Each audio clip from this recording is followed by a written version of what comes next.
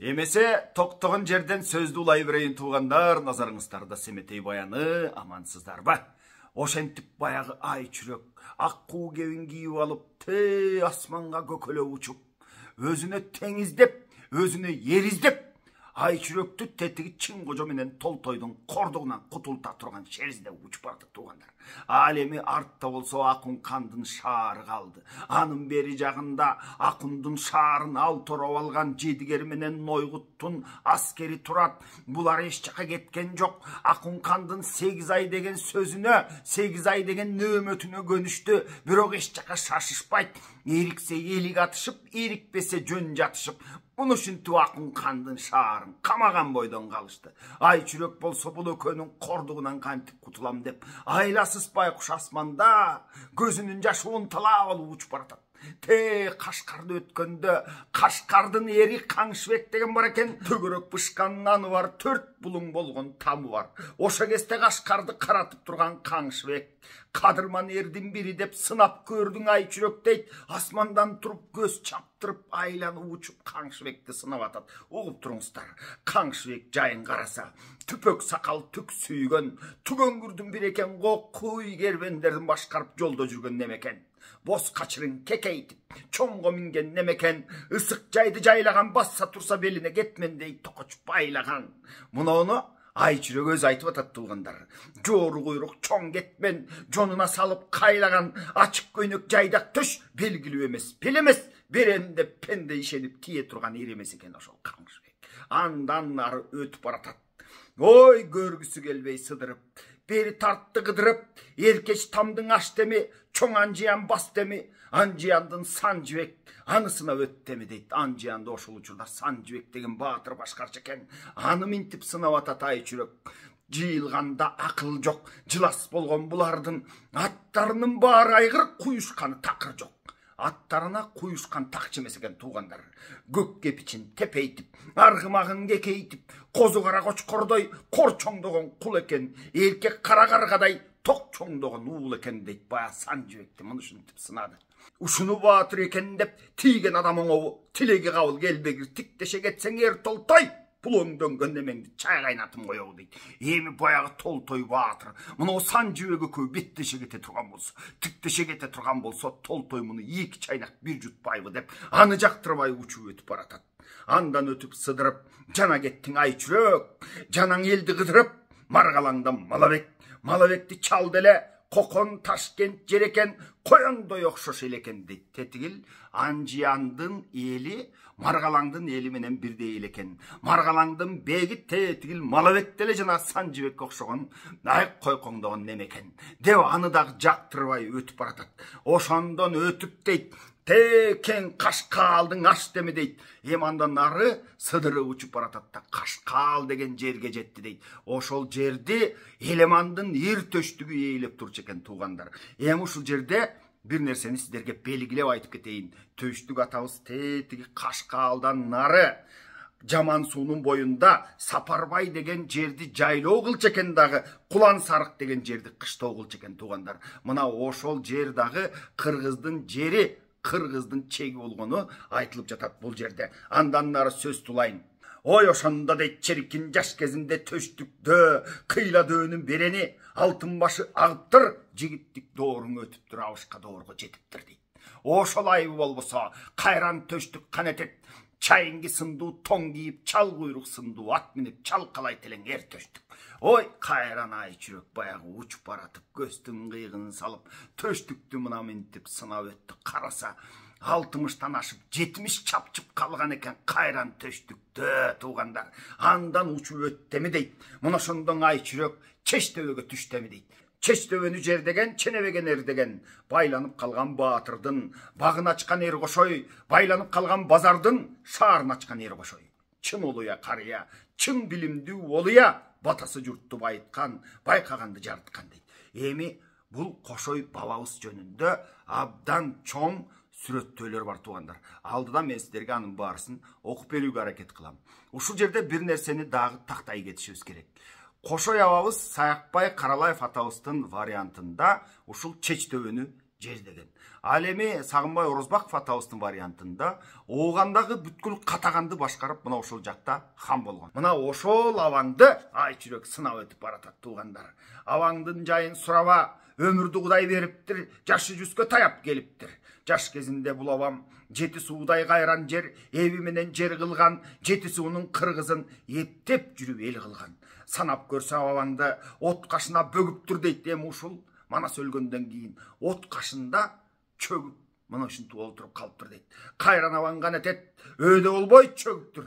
Тирүү десе санда жок, өлүү десе көрдө жок. Картайган кошой канабам, чоң атам менен тең экен. Чарчаган кошой бул дөөгө таңылып жүрүп нетейин. Жер жүзүндө дөөлөрдүн баарысын көрүп өтөйүн деп анан кийин ай жүрөк ошондон бери ысык көлгө келди.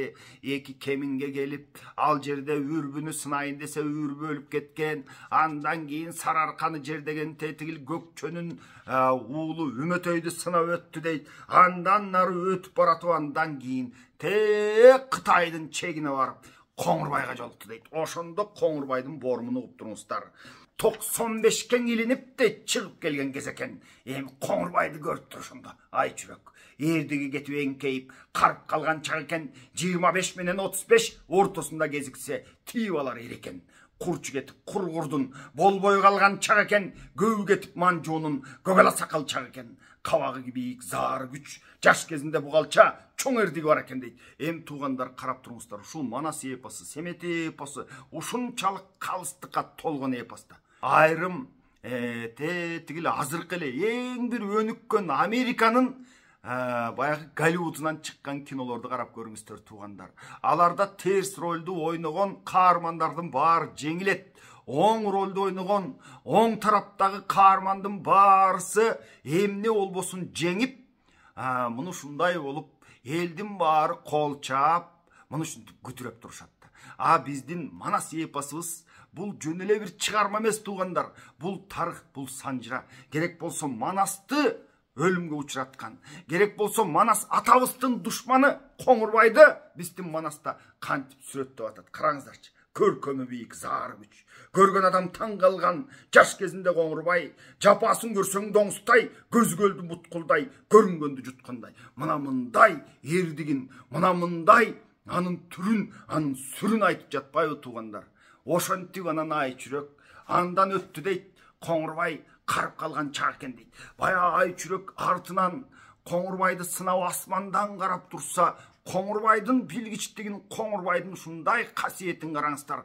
Далысы менен сезип турду дейт. Асманда бирдеме мени карап турат деп. Анан ай жүрөккө бурула бергенде ай жүрөк чоочуп кетип кайра учту дейт. Алгарага камчы салып, тигил перинем экен деп, артынан далай жерге чейин кууп келди дейт. Ай жүрөк байкуш баягы араң качып алгара деген өтө күлүк мал туугандар. Карып калса дагы, арып калса дагы артынан калбай жаа менен атып жибереби деп ушундай жүрөксүп ай жүрөк анан учуп өттү дейт. Ошентип Кытайдын кыйын кыйды баатыры Коңурбайдан араң качып кутулуп, жүрөгү элеп-желеп болуп, кабынан чыгып кете жастап, көзүнүн жашы монталай жүрөк, өзүнө тең таппай, өзүнө тел таппай, жалгыз аккуу мынтип учуп баратат. Далай жерди кесип өттү, далай жерден учуп өттү. Анан караса кең таластын үстүнө учуп жетип калыптыр. Алысты караса аппак болуп бир күмбөз көрүнөт. Болду болбоду кайнатам Манастын күмбөзү болсо керек деп ыйбаа кылып учуп өтүп айланып үч кошойго конду дейт. Үч кошойго конуп караса өйс-пөйс эки ордо көрүнө тигип салыптыр. Маңдай жагы боз секи барып түшүп ай жүрөк эр Семетей баатырдын келбетин кантип көрөм деп, кабарды кантип берем деп мына минтип ой жооруп, мына минтип ойлонуп калыптыр туугандар. Эми мындан нары мен сиздерге ушул бүткүл манасчыларыбыздын, биз тааныган манас жаталарыбыздын устаты деп эсептелген Тыныбек атабыздын вариантында мына ушул жерин окуп берейин туугандар. Тыныбек манасчынын сабына көңүл буруңуздар. Эми минтип жатат. Караңыздарчы. Сүрөттөлүштү караңыздар. Ар бир тамгасынын түбүнө түнөп окуй турган ырлар экен да. Шурудай тимеле. Ошентип минтип жатат. Кайтып барсам шаарыма, чың кожодон өлөм деп, эрке катын чачкей ордодон чыкты маңкайып, ак кулжадай даңкайып. накери бутта тайпайып, элечек башта кайкайып, алтындан кылган чоң сөйкө акыректе жаркылдап, шурудан таккан чач мончок май сооруда шаркылдап дейт. Ай чиркин, узун булак бакчага басып барды чачкей, жеңи жерге сүйрөлгөн, желбегей басып үйрөнгөн, алтынга боюн шылаган чачкейдин ай чүрөк көрүп туруп кубанган. Эрсеметей Баатырдын мурунку зайбы ушу деп, өзү ургачың эмеспи, арыз муңума айтайын, акылдашып кайтайын деди дейт. Эми чачкейди көрдү дагы, менин акыбалымды түшүнөт. Болгондо дагы ургач эмеспи, ушуну менен сырдашайын, ушуга арыз муңума айтайын, тетигил атамдын шаарын Чың Кожо менен Толтой камаганын айтайын. Атам болсо Манас менен экөө тетигил Көкөтөйдүн ашында, Кошой абаңдын кашында кудалашкан экен. Мени Семетей алыш керек эле, дагы канча жыл күтөмүн деп кайран баягы Акун кандын кызы карып кетти олтура берип деген сөзгө калып кеткен экен. Ошол Семетейди күтүп эч кимге тийбей, канча адамдар жуучу түшүп келсе, эч кимисин кабыл албай жүргөн экен кайран Акун кан. Ошо жерде эми акылдашып кайтайын деп тетигил Чачкейге арыз муңун айтмак болуп турат да. О, Шаа Темир кызы Чачкей, эжеке, соо саламат жүрдүңбү? Эрмеке бала сүйдүңбү дейт. Балалуу болдуңбу? Кандайсың эжеке? деп учурашып жатат.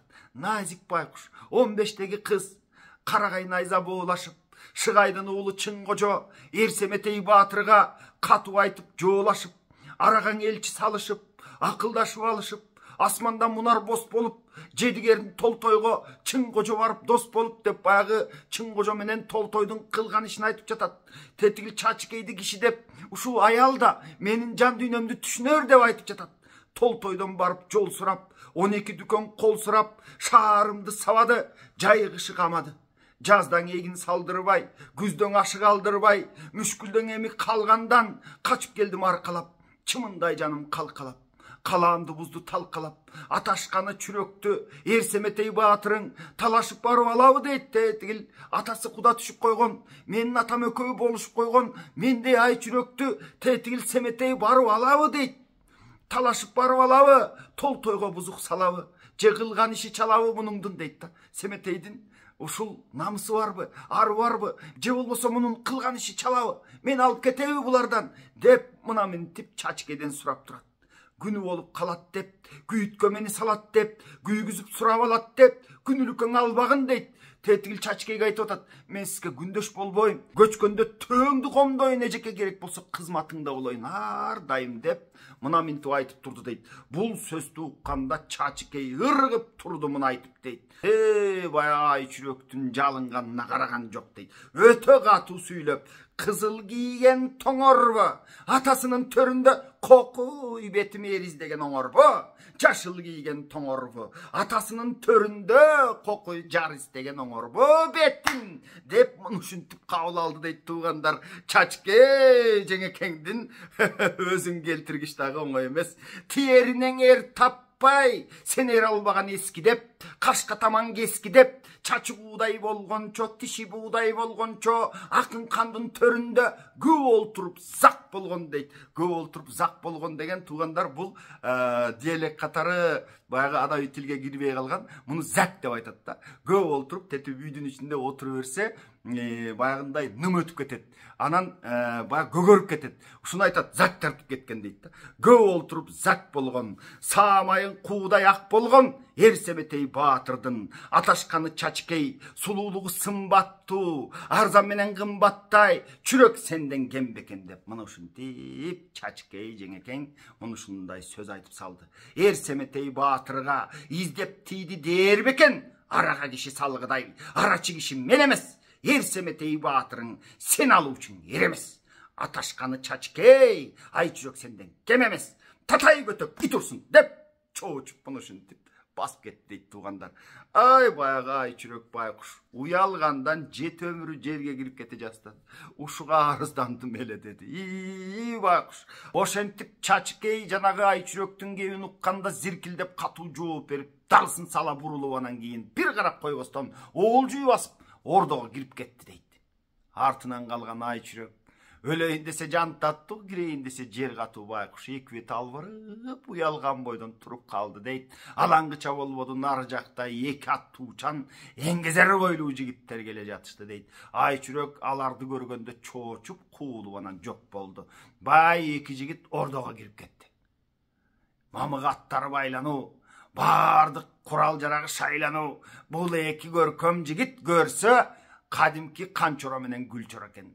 Баягында да айтып кеткен Гүлчоро Алмамбеттин уулу, Канчоро Чубактын уулу. Бул экөө азыр ушул Семетейде чоро туугандар.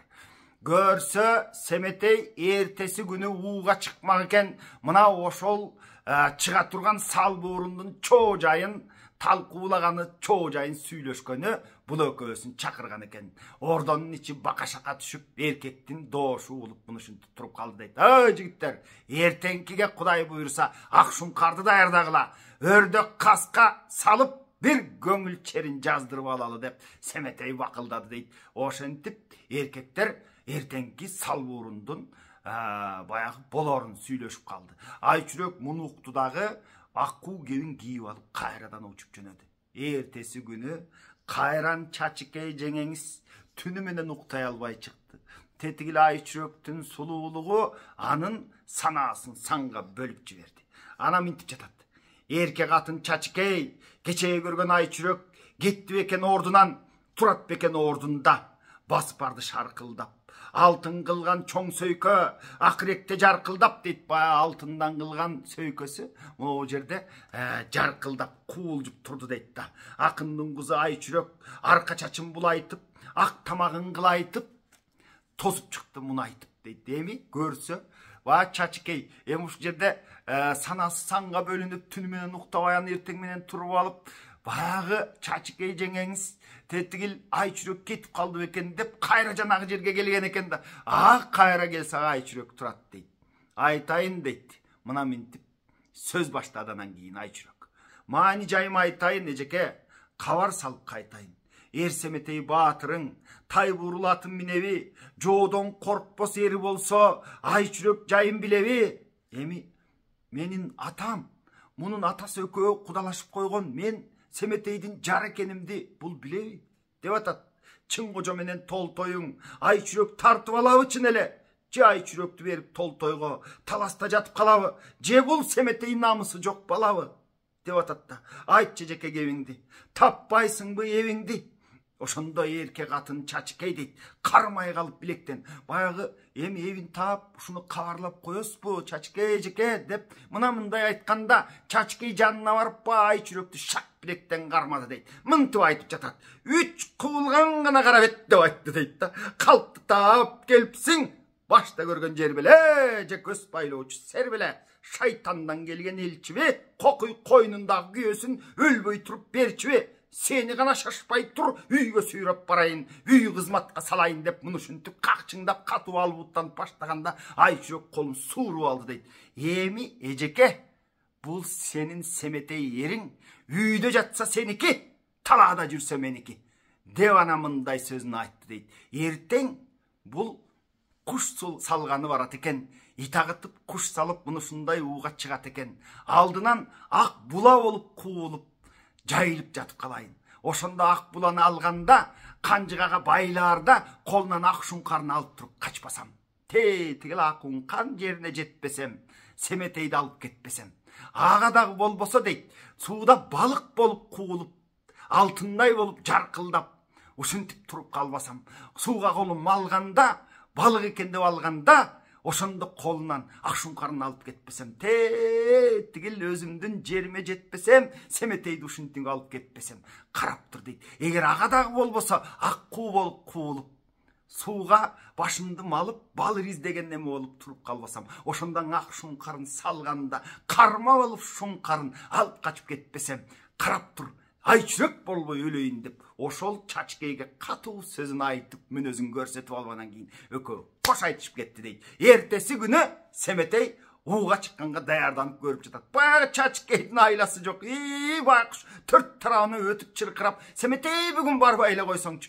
барбай эле койсоңчу деп, баягы нар буурулга мингенде шак тизгинден алды дейт. Тизгинден алганда ууга кетип аткан эркектин тизгинден алган сен кандайсың деп Семетей Чачкейди булдурсун менен капталды көстөрүп коюп калды дейт. Байкуш каны шоркурап агып турду дейт. Антип минтибесине келгече Семетей аттын башын бурду дагы жигиттер менен ээрчишип алып анан кийин ууга чыгып кетип калды дейт. Туугандар, калганын кийинки көрүшкөндө айтып бермекчимин. Баарыңыздардын саламатчылыгыңыздарды тилейм. Аман болуңуздар.